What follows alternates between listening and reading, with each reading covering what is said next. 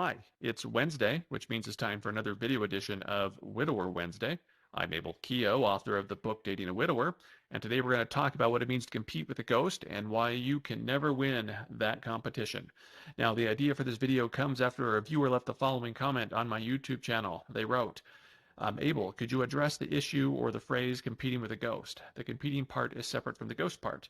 If you are a person of faith and religion, the late spouse isn't a ghost. They are still real, existing, and maybe we'll meet, and you'll probably meet them again one day.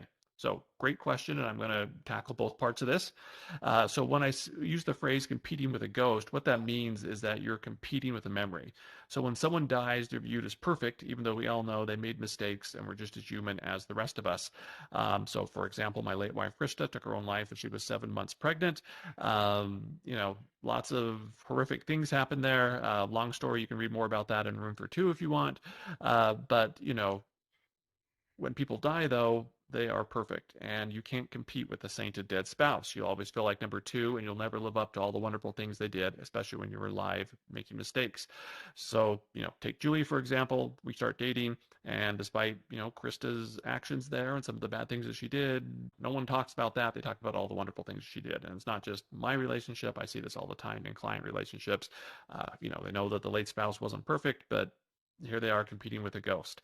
So in short, when I say compete with a ghost or compete with a memory, the ghost always wins because you can't compete with perfection. And that's one reason why it's important when you start dating a widower that you need to start a new life together. And yes, the past is going to come up from time to time, but it shouldn't be something that interferes with your new relationship or makes one person in the relationship feel like they're being compared or they're a second or a placeholder or anything like that.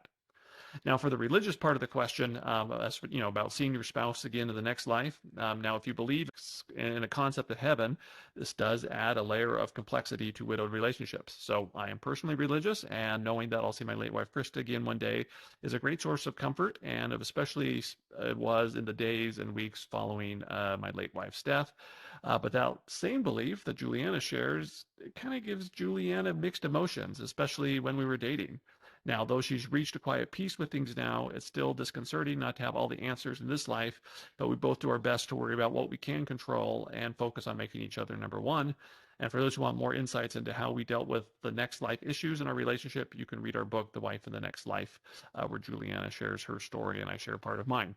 But no matter your beliefs in the next life, ultimately, the best thing you can do is live your best life here and now so you won't have any regrets when the next life comes around, because ultimately if you screw up here and you believe in some kind of concept of heaven, probably not going to matter too much how things turn out in the next life because you're not going to be with anybody. So what are your thoughts? Comments below. Don't forget to like this video, subscribe to the channel, and share this video. I'm Abel Keogh, author of the book Dating a Widower, and I'll see you all again next Wednesday.